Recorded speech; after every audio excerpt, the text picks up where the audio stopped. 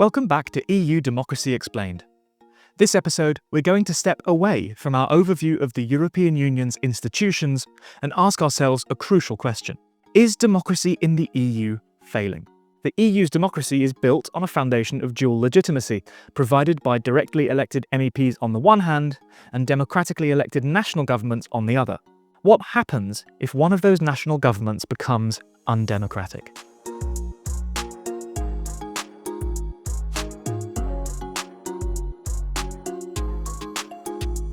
We all have a basic instinct for what kinds of governments are or are not democratic. But have you ever actually thought about how to define democracy? It's harder than you might expect. The short and frustrating answer is that it's very difficult to come up with a single, comprehensive definition of what democracy is or what makes a country democratic. But there are some traps we can learn to avoid. One of them is what you might call a checklist fallacy. Let's say you want to examine a country's attributes with the goal of establishing to what extent it's democratic. You might approach this by listing all of the things you think a democracy needs: elections, a judicial system, a public sphere, and so on. Your list will probably end up being quite long. But once you've got your list, you'll be ready to test the theory. And here's the problem. Let's take the first point on your list, the need to have elections. A country like Russia might have elections, but are they free or fair? Absolutely not. Through a combination of information manipulation, voter suppression, astroturfing, which is the creation of fake grassroots movements, puppet candidates, intimidation, imprisonment, assassination, plain old rigging, and all the rest of it, the results are guaranteed every time. It's obviously not democratic because it's entirely geared towards keeping the current regime in power no matter what. And yet, if you were looking at that case study with an overly simplistic checklist approach, you'd be giving it a tick.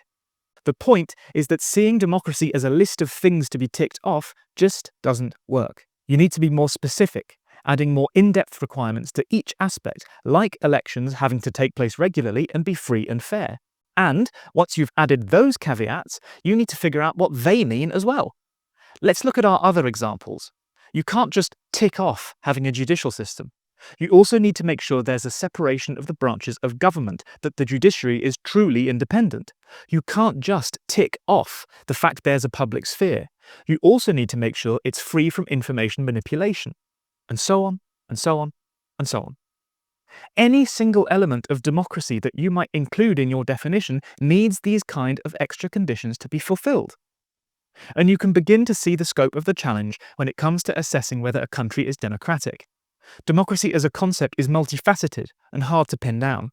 Thankfully, nowadays there are many initiatives that are entirely dedicated to cutting through all the noise and evaluating the quality of democracies around the world. And this is where our initial question comes back in, because the experts have been noticing some worrying trends over the last few years. The 1990s witnessed a wave of democratization around the world. In Europe, the obvious examples are the countries of Central and Eastern Europe, following the collapse of the Soviet Union. This is the era where some observers subscribed to the idea of the end of history, optimistically theorizing that the end of the Cold War would bring about the final stage of humanity's socio-cultural evolution, namely liberal democracy and market economy. What this theory missed is that it's absolutely possible for the quality of a democracy to decline. Today, this is called democratic backsliding, a process that can take many forms. It doesn't mean that the country in question is not a democracy, but that its progress towards an ever-improving quality of democracy is stalling or reversing. And this is where we bring things back to the EU. In theory, a country can't be a member state if it is not also a democracy. And any candidate to join the Union is assessed on the quality of its democracy as part of the accession process. But democratic backsliding is always possible. And in fact, this is a challenge the modern EU has to deal with on a daily basis. Let's take one member state, Hungary, as an example. Between 2010 and 2023, the Varieties of Democracy initiative recorded a dramatic decline in the quality of deliberative, egalitarian, electoral, liberal and participatory democracy under Viktor Orban, who remains in power. Now, there are a number of initiatives like Varieties of Democracy, each with their own methodologies, and it all gets very technical. But in all the major studies, there's a common trend. In Freedom House's Nations in Transit initiative, for instance, Hungary is the only EU member state classified as partly free rather than free, noting that the ruling party has pushed through constitutional and legal changes that have allowed it to consolidate control over the country's independent institutions. And this is a major challenge, not only because democratic backsliding opens up these larger questions of the EU's dual legitimacy, but also because it directly affects real people in real places. We shouldn't forget that backsliding is a fundamental detriment to society and often leads to political developments on the ground which can pose an outsized threat to the most disenfranchised among us, both within the society of the backsliding country and outside. From a deterioration of national public spheres to the increasing radicalization of political actors, the threat of backsliding is pervasive. And in fact, these trends can be observed to increasing extents in liberal democracies in Europe and around the world. Hungary is far from alone. Democratic backsliding is not just driven by domestic political forces. It's not as simple as having one demagogue come to power and institute policy, judicial, or institutional reform. Outside influences also play a major role in driving backsliding on the global scale. And to see the full picture, we need to take a step back. In a democratic society, a government's legitimacy is based on the consent of the governed, which can be given or taken away in a number of ways via processes of representation, accountability, and so on. Consent is formed in something called the public sphere, which is a shared communicative space in which a country's polity debates and deliberates to form a consensus. And as an individual citizen, you are engaging in this process.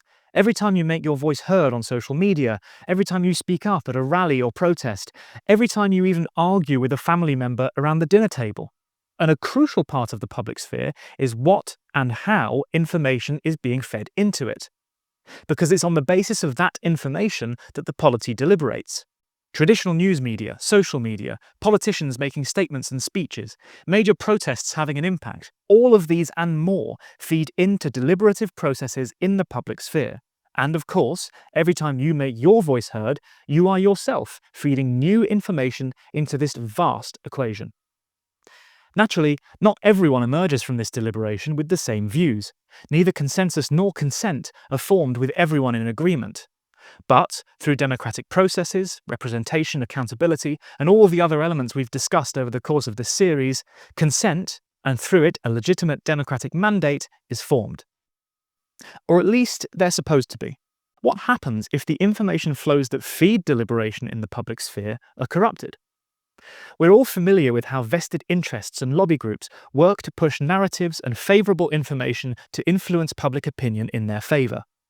Likewise, you've probably also heard of concepts like political spin, where information, its availability, and its use in narrative storytelling by political actors can be used to convey a strategic message. Propaganda, too, represents a form of information flow corruption, and increasingly, the popularity of widespread conspiracy theories can also input false information into the public sphere.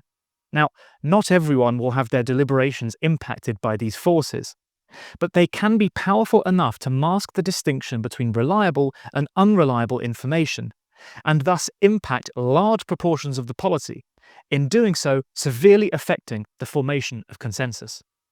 And this is where outside influences can come in. All of this is happening on the domestic level, but in an increasingly contested and borderless information landscape, it also happens at the global level. Illiberal forces globally, uber-rich individuals, and other actors can have influence more than ever before. Now, part of this is done by network. Back in the mid-2010s, it was common to see figures like Steve Bannon, Donald Trump's communications guru in the 2016 election campaign, travelling to Hungary to meet with Viktor Orban. Similarly, figures from the Brexit movement in Britain, such as Nigel Farage, crossed the Atlantic to demonstrate their affiliation with this growing network of increasingly illiberal populists and demagogues. And it's not just a question of similarly minded political actors networking and cooperating across borders. These well-known examples are useful case studies because they highlight the role of interference by foreign powers too. High-profile accusations of Russian influence dogged both the 2016 presidential election in the US and the Brexit referendum, a theme which has continued with high-profile examples of foreign influence peddling globally. From the impact of China's Belt and Road Initiative on national public spheres in Africa and South America, to Russian interference in recent votes in Georgia and Moldova. What we see through all this is a deterioration of the quality of information being fed into increasingly borderless public spheres in liberal democracies worldwide, and by consequence, a threat to the deliberative processes underpinning the formation of consent that, in a sense, powers democratic governance. You can start to see how all of this underpins today's era of post-truth, populism, and political polarization. Now, I realise this is all getting quite technical, but it's important to consider how all of these factors come together to impact the quality of democracies worldwide. Democratic backsliding is not just what happens when someone we don't like gets into power. It's an increasingly widespread process to which there is no one-size-fits-all solution. So let's bring all of this back home. How does this affect democracy in the European Union?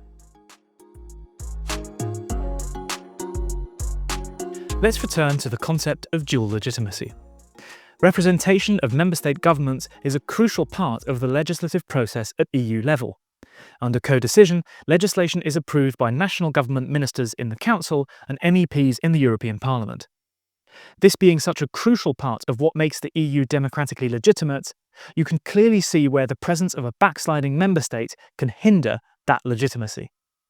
And this problem is exacerbated in areas where codecision doesn't apply, because in those cases the Parliament's role is reduced and the Council decides. Moreover, in the European Council, the heads of state or government meet to set the political agenda and decide on the most crucial and difficult issues.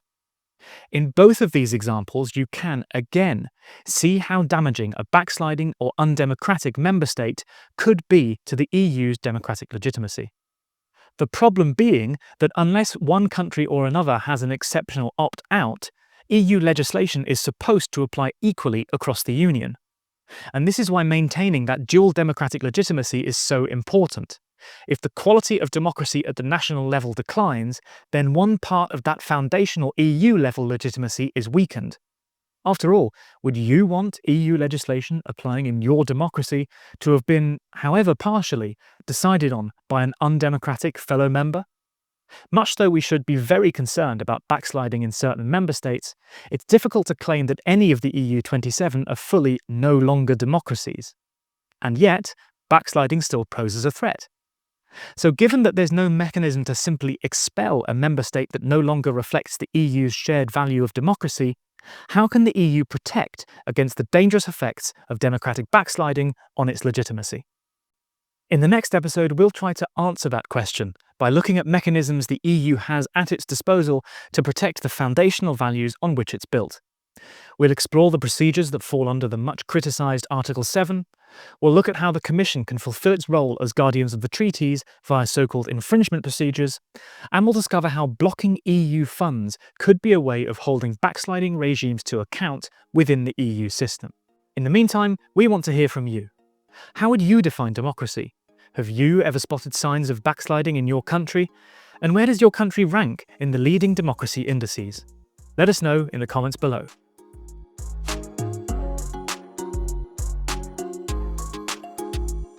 I hope you enjoyed that episode of EU Democracy Explained, and make sure to subscribe to the channel and turn on notifications so you don't miss the next one. And while you're here, check out the previous episodes in this series to learn about the roles of the European Parliament, European Council, Council of the European Union, and European Commission.